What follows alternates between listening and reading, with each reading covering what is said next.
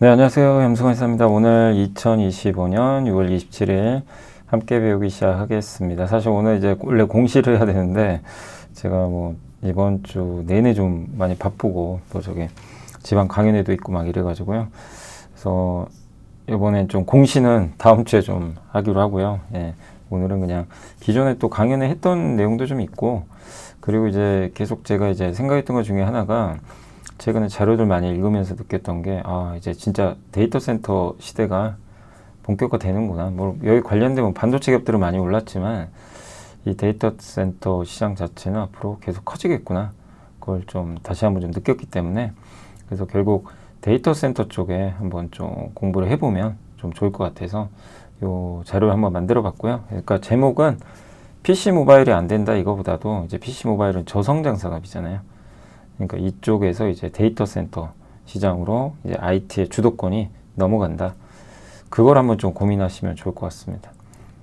그래서 이제 뭐 코스피 3000 시대가 열렸고, 이런, 제가 강연회 때도 이걸 보여드렸는데, 이렇게 사진에서 뭐 코스피 3000 넘었다고 웃고 있으면 되게 조심해야 된다. 그리고 이제 이렇게 뒷목 잡고 있으면 주식을 사야 되고, 그런 좀 이제, 뭐, 얘기들도 많이 있는데, 어쨌든 이제 3,000원을 넘었고, 뭐 이분들이 웃고 안 웃고 보다도 의미가 있죠. 3,000원을 어렵게 좀 넘었기 때문에 상당히 좀 의미가 있고, 이게 24년 12월 기억하세요? 작년 12월에 이 짤이 많이 돌아다녔죠. 한국만 저 파티에 참석을 못한 거예요. 보이시죠? 한국 참석 못하고. 예. 마이너스 5.8, 코스닥 마이너스 21.8. 그 당시에 1년간의 주가입니다. 24년. 뭐 처참했습니다. 한국. 뭐 너무나 그냥 처참했죠. 예. 그래서 뭐 국장 탈출은 지능순이다. 근데 지금 불과 6개월 만에 완전히 바뀌었어요. 이제는 국장 복귀는 지능순이다. 이렇게 좀 바뀌어서 참 격세지감입니다. 예. 그래서 3천. 근데 이 3천의 뭐 주인공은 뭐 여러 또 업종들이 계속 나오겠지만, 2000 시대의 주인공이 또 있었고, 새로운 3000 시대에 또 어떤 업종이 주도주가 될까? 그걸 이제 고민해 보는 거예요. 뭐 맞을지 틀릴지는 알 수 없습니다. 그러나 이제 계속 고민을 해보는 거죠. 그래서 이제 말씀드리고 싶은 게, 결국에 이제 이재명 정부 정책 수혜주를 좀 보자. 그래서 제가 쇼츠에도 좀 올려드렸는데, 결국 회복, 성장, 행복, 이 세 가지 키워드로 우리가 좀 본다면, 회복은 이제 추경을 통해서 회복을 하는 거고, 성장은 이제 AI, AI를 기반으로 해서 성장하고, 행복은 결국 이제 이런 것들이 성장해서 좀 뭐 주가도 부양되고 이러면 이걸 좀 공정하게 나눠 갖자는 거죠. 왜 맨날 대주주만 가져가냐 이거죠. 그죠? 이게 그래서 상법 개정 통해서 공정하게 소액주주도 그 열매를 같이 먹자는 겁니다. 배당도 그렇고, 배당 소득도 좀 분리가세도 해주고 이러면서, 그러니까 관련된 여러 가지 뭐 섹터들은 있어요. 여기 분할된. 근데 이제 오늘 해드릴 얘기는 여기입니다. 여기 데이터 센터. 성장을 찝어주셨고, 이제 대통령이 데이터 센터. 그 중에 이제 데이터 센터 여러 가지 뭐 부분이 있겠죠. 소버린 AI, 국가가 주도하는 거. 다 관련되어 있거든요. 전력망. 이 모든 게 다 관련되어 있기 때문에 여기서 우리가 좀 기회를 찾아보자. 결국 AI에서 저는 핵심은 데이터 센터라고 보고 있거든요. 그래서 그 데이터 센터 중심으로 해서 오늘 한번 공부를 해보도록 하겠습니다. 자, 그래서 이제 좀 말씀드리고 싶은 게, 소버린 AI라고 많이 들어보셨죠? 이게 이제 국가가 주도하는 이제 AI인데, 요게 이제 소버린 AI 뭐 용어들은 아마 요즘에 좀 많이 익숙해지셨을 것 같아요. 근데 여기 아랍에미리트도 있고, 또 트럼프 대통령과 손정희 회장, 그다음에 오라클 회장, 또 여기 샘 알트만, 이런 이제 사람들이 모여가지고 하는 게 뭐죠? 프로젝트. 아랍에미리트의 대규모 데이터 센터, 또 미국의 스타게이트 프로젝트, 여기에 막대한 돈을 넣고요. 그래서 중요한 건 이 국가가 주도하는 거고, 거기에 민간 기업들이 같이 뛰어드는 거죠. 근데 소버린 AI는 어쨌든 한 국가가 자국의 인프라, 데이터 이런 걸 이용해 가지고 AI를 개발하고 이제 운영하는 능력이라고 보시면 되겠고, 정말 이게 패권 경쟁이죠, AI가. 근데 우리는 뒤처져 있었죠. 한국도 이걸 하겠다는. 그래서 이 하종우 네이버 센터장을 AI 미래기획수석에 임명을 해버렸고, 또 네이버의 하이퍼 클로버 X라든가 한국에도 자체 모델이 있잖아요. 이런 걸 좀 활용할 가능성이. 그래서 뭐 네이버가 괜히 주가 오르는 게 아니에요. 네이버는 이런 이슈들 때문에, 그러니까 국가가 주도하는 소버린 AI. 사실 이 얘기는 제가 작년에도 했던 얘기거든요. 작년에도 기억이 나요. 방송에서 네이버는 한국형 모델을 갖고 있는데, 근데 좀 안타깝다. 전혀 뭐 이게 활용이 안 되는 것 같다. 뭐 그런 얘기를 해드렸는데, 근데 이제 국가가 주도한다면 우리나라 모델을 써야지. 뭐 외국 모델 쓰면 보안 문제, 안보 문제, 여기 그러니까 이런 소브린 AI를 통해서 우리나라만의 뭔가 특화된 그런 것들이 들어가게 되거든요. 그러니까 굉장히 중요한 정보들이 거기 담겨 있기 때문에 해외 걸 쓰기가 좀 부담스러울 수밖에 없죠. 뭐 중국의 딥시컨 쓰면 당연히 안 되는 거고요. 큰일 나는 거죠, 그거는. 그러니까 챗GPT 쓰는 것도 부담되고. 그래서 결국 이제 우리나라 자체 모델을 쓸 수밖에 없고, 거기 가장 앞선 기업이 네이버니까 이렇게 이제 주목받고 있다라고 보시면 되겠고, 그리고 또 최근에 데이터 센터 시장 얼마 전에 보고서가 나왔는데, 뱅크 오브 아메리카의 에서 나온 이제 보고서는 2025년에 현재 데이터 센터 시장 규모가 2,560억 달러인데 2030년에는 8,230억 달러로 굉장히 고성장할 걸로 좀 보고 있어요. 근데 이런 AI의 핵심은 데이터 센터죠. 그래서 정말 메리츠증권의 김선우 연구원님이 쓰셨던 자료가 너무 좋았어요. 그래서 그걸 그대로 한번 제가 라이브 시간에도 한번 이거 만들어서 보여드렸거든요. 그러니까 울산 SK 아마존 데이터 센터를 그냥 짓구나, 규모 크구나, 우리가 여기서 생각할 게 아니라 한 단계 더 건너뛰어야 돼요. 그 아이디어를 되게 좋게 제공해 주셨고, 결론은 뭐냐면 PC랑 스마트폰 시대잖아요. 지금 우리는 살아왔죠. 여기 시대는 뭐죠? 범용 반도체, 범용 기판, 디스플레이, IT 소부장, 이런 이제 산업들이 이걸 뒷받침을 하면서 PC, 스마트폰, 기기잖아요. 이 수억 대, 심지어는 수십억 대, 이 사이클이 계속 반복이 돼요. 수요 좋을 때는 또 공급 늘리고, 수요가 꺾이면 공급 과잉으로 무너지고, 이 사이클이 그냥 무한 반복이 됩니다. 여기서 최강자면 그래서 뭐 치킨 게임 많이 발생하죠. 의도적으로 삼성전자가 막 물량 때려가지고 망하게 만들고, 옛날에 그런 일들이 있었죠. 그래서 여기서는 구조조정도 자주 발생하고요. 되게 사이클의 진폭이 너무 커요. 막 이렇게 왔다 갔다 하면서. 그러니까 사이클 잘 타면 정말 막대한 수익을 내요. 몇 년 만에 한 번씩 돌아오니까. 근데 사이클 고점에서 잘못 잡으면 뭐 반토막 기본입니다. 그러니까 너무 힘든 거죠.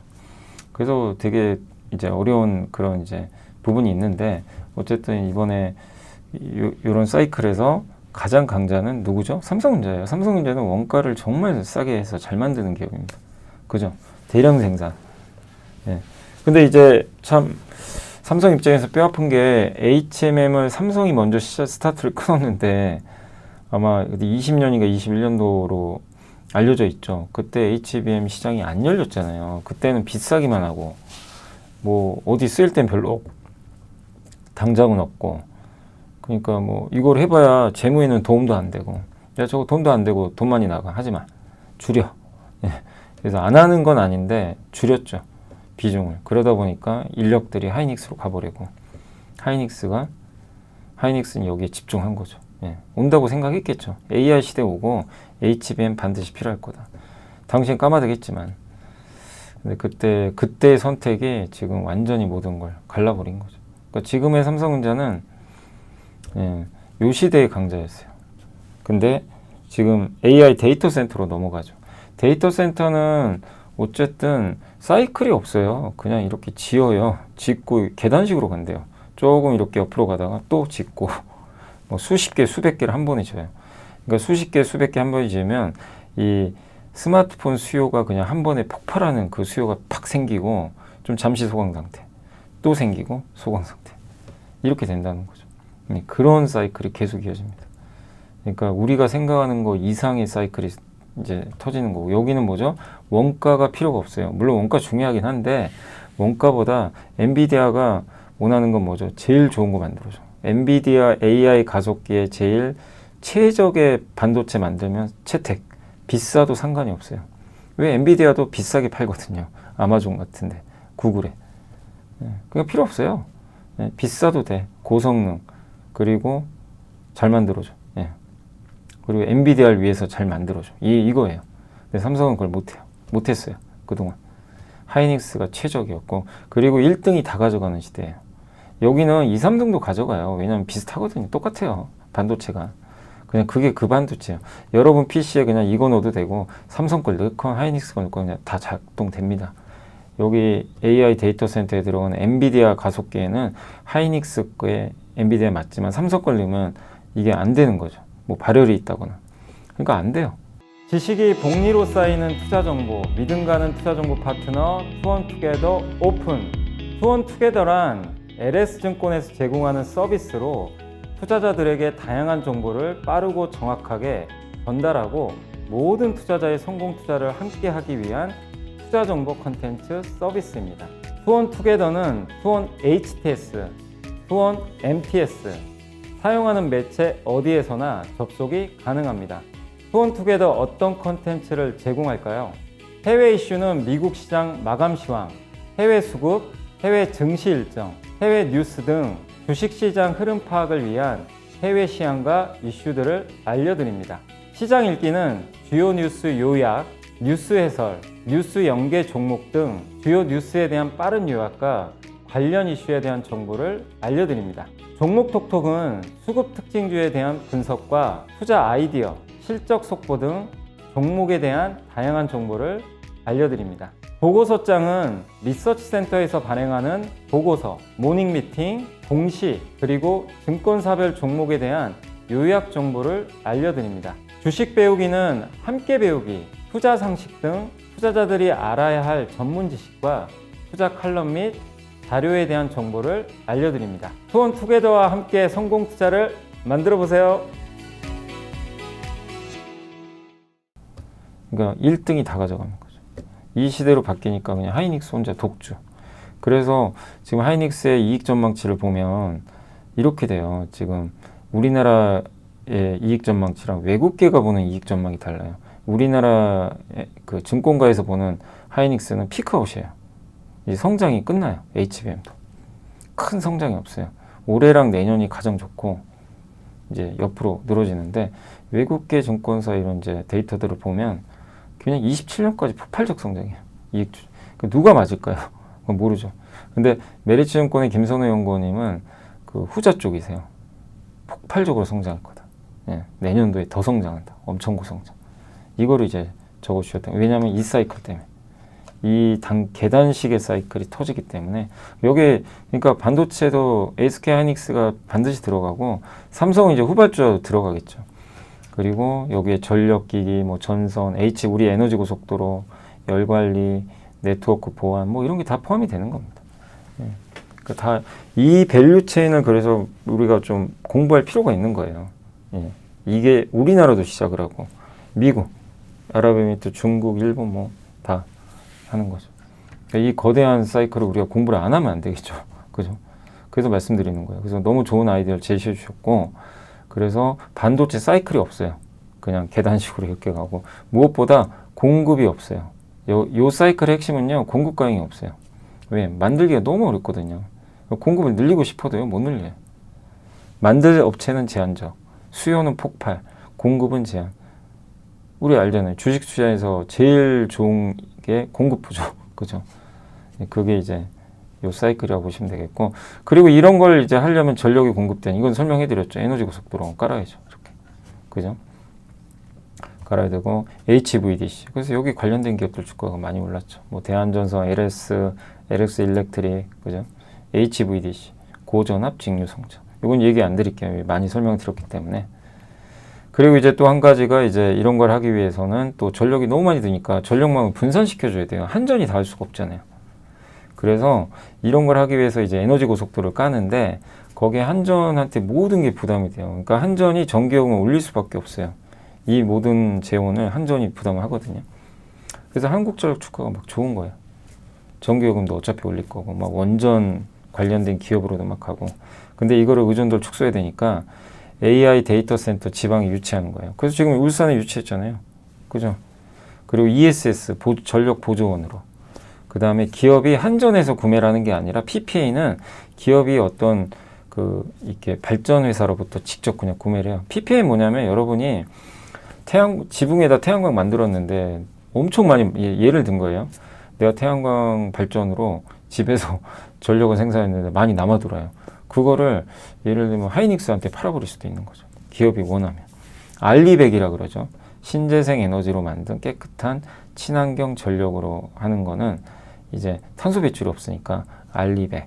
그러니까 알리백은 반도체를 만들거나 어떤 제품을 만들 때 화석연료 대신 친환경 연료나 에너지를 이용해서 탄소 배출 없이 만들어라.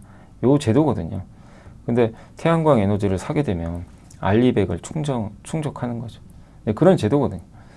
네, 그러다 보니까 이제 이런 기업 직접 전력 구매, PPA라고 하는데 기업들이 태양광 그 발전회사로부터 그냥 직접 구매를 해버려요. 저기 태양광 전기가 있네? 구매해버리는 거죠. 저걸 확대시키는 거죠. 그러니까 한전에 집중된 걸 분산시켜버리는 거예요. 그래서 이제 여기 관련된 기업이 PPA 사업자가 SK 이터닉스, 또 ESS 하는 회사가 서진 시스템, 뭐 SK 이터닉스. 이거 하나의 그냥 분류예요. 분류고 또 LNG 발전도 있죠. 물론 이제 여기는 LNG는 일부 화석연료도 있지만 우리나라도 LNG 발전도 필요하잖아요. 원전도 있고, 그죠? 그래서 원전, LNG 발전. 그래서 LNG 발전 HDC나 SK가스가 또 관련 사업을 하고 있죠. 그리고 이 중에 저 SK 이터닉스 같은 경우는 이런 사업들 하거든요. 태양광, PPA, 육상 해상 풍력 있죠. 그거 건설해줘요. 연료전지도 블룸버그 에너지 있죠. 미국에. 거기 사와요. 그래서 그걸 또 설치해줍니다. 뭐 데이터 센터 같은데. ESS 사업도 하고 있고. 국내랑 미국에. 요거 이제 참고하시면 돼요. 그래서 제일 이제 기대되는 것 중에 하나가 신한우이의 해상 풍력. 이게 굉장히 크거든요. 요거를 이제 올해 3분기에 착공 들어가고요. ESS 사업하고 있고, SK가스랑은 미국에서 사업도 해요. 그 다음에 이제 아까 말씀드린 PPA. 영세한 태양광 발전 사업자한테 사업자의 그 전력단지를 구매를 해요. 거기 자산을 매입해요. 예. 그래가지고 특수목적법인 하나 만듭니다. 거기다 팔아요. 물론 특수목적법인도 SK 이터닉스 거죠. 그래서 이름이 솔라닉스 1호라는 이제 이름으로 되어 있는데, 이게 이제 SPC. 예. 라고 이제 특수목적법인 1호, 2호, 3호, 4호 막 이렇게 가거든요. 그래서 솔라닉스 요 특수목적법인이 예를 들면 하이닉스가 이제 태양광으로 만든 전력 쓰고 싶어요. 알리백을 달성하기 위해서. 그러면 솔라닉스 1호랑 계약을 맺어요. PP. 그렇게 되는 거죠. 그래서 그런 걸 또 중개하면서 수수료도 받고. 네, 그런 구조입니다. 예. 그래서 이걸 태양광 구조화 사업이라고 그래요.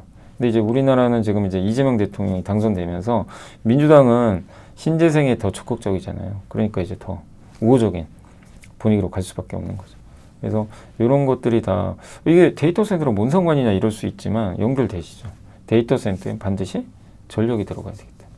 그래서 이 분산 전력 측면에서 이게 원래 미국형 구조거든요. 근데 이제 우리나라에도 이런 시장이 열리게 되는 거죠. 그리고 이제 여기에 또 필요한 것들 데이터 센터에 뭐 필요하죠? 구리. 그래서 올해는 구리다. 구리가 좋을 가능성이 있다. 그래서 구리가 최근에 급등했죠, 가격이. 이유가 있어요. 데이터 센터. 저희 투원투게더라는 콘텐츠에 이거 다 올려드렸죠. 이런 내용들.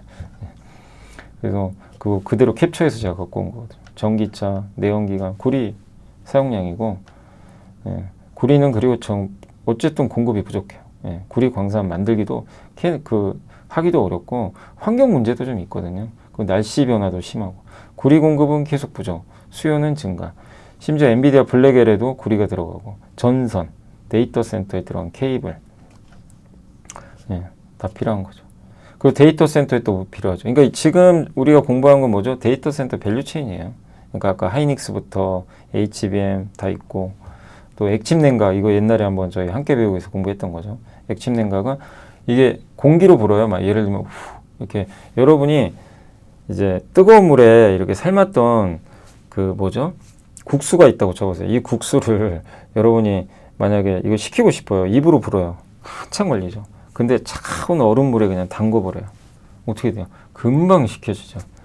액침냉각 그거예요. 그러니까 공냉식과 액침냉각 방식이 있는데, 공냉식은 그냥 입으로 부는 거죠. 공기로 순환하는 거고, 액침은 그냥 저거를요, 저 서버를 그냥 담궈버립니다. 예, 저 윤활유 같이 생긴 저 액침냉각유라고 하는데, 거기 담궈. 이거를 주로 저런 냉각유를 만드는 회사들이 보통 정유사가 합니다. 그래서 SK 이노베이션에 SK 엠무브, 예, 뭐 다 있어요. SOL, GS, HD, 현대, 오일뱅크. 그래서 소음도 적고 효율도 좋고 친환경적이고 되게 이제 효용성이 높은 거죠. 그래서 그거를 하는 또 회사 중에 하나가 여기도 나와 있지만 그 한국 셀쇼그가 윤활유 기술 활용해서 냉각 오일 또 개발을 했거든요. 개발을 지금 하고 있다고 합니다. 여기 보시면 이 분기 보고서에 나온 거예요. 데이터 센터 수요 증가에 발맞춰 데이터 센터의 액상 침재식 냉각제 사업이 집중한. 왜냐하면 윤활유 만드는 회사니까. 그죠? 그리고 GST는 옛날에 설명해 드렸지만 실제 요 장비를 아예 다 개발해 버렸죠. 그래서 LGU 플러스나 이제 정유사나 이런 기업들하고 뭐 테스트하는 걸로 지금 알려져 있고, 다만 시간은 좀 걸려요. 27년 정도는 돼야 그 본격 상용화 가능하다. 좀 시간은 좀 걸린다라고 보시면 되겠습니다. 그럼 이제 마지막으로 그럼 또 미국 주식도 관련이 있어요. 이게 우리나라만 있는 게 아니라 뭐 본고장은 미국이니까, 그래서 ETF나 기업들 몇 개만 소개해드리면, 핵은 이제 사이버 보안, 여기 AI에서 제일 중요한 게 보안이잖아요. 그래서 보안 관련된 기업들을 모아놓은 거고, IGV는 우리의 대표 그냥 딱 AI 소프트웨어만 떠오르는 그런 기업들 있죠. 그걸 모아놓은 거고, 그리드는 전력기기 ETF, 에네라는 이제 원전에 투자한 ETF죠. 밑에 기업들은 데이터 센터 기업들입니다. 코닉, 광케이블, 그 다음 클라우드 플레이어. 요거는 이제 GPU에 적절하게 자원, 수요가 증가하는 부분, 감소하는 거에 따라서 적절하게 GPU가 그냥 계속 너무 달리면 안 되잖아요. 그래서 이런 것들을 분배해 주는 거죠. 예, 야, 너 이만큼 써, 너 이만큼 써. F5는 이제 데이터를 이제 이렇게 분산시켜 주는 역할을 합니다. 여러 서버, 그러니까 서버가 많잖아요. 데이터 센터에. 서버 클라우드에 적절하게 이제 배분해 주는 거죠. 너무 한쪽에 또 몰리면 안 되니까. 이런 것들을 해주는 업체죠. 요게 이제 어떻게 보면 미국의 또 하나의 그 약간 이 데이터 센터에 좀 연결된 밸류 체인이다 라고 보시면 되겠습니다. 그래서 오늘 이제 한 20분 정도에 걸쳐 설명해 드렸는데, 결국 데이터 센터라는 큰 지금 시장이 열렸잖아요. 그리고 하이닉스가 왜 올라갈까? 하이닉스가 그냥 올라가는 게 아니거든요. 하이닉스의 최근 주가 상승, 그냥 가볍게 보는 게 아니라 왜 이렇게 달려갈까? 근데도 주가가 비싸지도 여전히 않고, 또 메리츠증권의 김선우 연구원님이나 삼성증권의 이종욱 연구원님, 또 외국계 증권사 애널리스트는 왜 이렇게 이런 데이터 센터, HBM은 공급이 부족하고 구조적으로 성장한다고 외치고 있을까? 결국 이게 다 데이터 센터라는, 우리가 전에 보지 못했던, 사실 그러니까 이게 제일 중요하거든요. 요 그림이. 요 우리가 보지 못했던 요 사이클이 지금 시작되는 거예요. 이거를 우리가 인지를 하고, 여기서 많은 또 기업들이나 이런 기회를, 이제 시작이니까 발굴을 계속 해봐야죠. 어느 게 정답인지 모르지만. 그래서 저도 계속 이런 쪽에 대해서 공부를 더 하고, 좋은 아이디어를 좀 발굴을 할 노력을 하도록 하겠습니다. 자, 그래서 오늘 이제 방송 여기서 마무리하도록 하겠고요. 이번 주는 이제 요걸로 함께 배우기 마무리하겠습니다. 일요일은 없습니다. 좀 한 주씩 일요일은 쉬어가겠습니다. 자, 이번 주도 너무 고생하셨고요. 또 늘 좀 좋은 투자 하셔서 좋은 결과 있으시길 진심으로 응원하겠습니다. 감사합니다.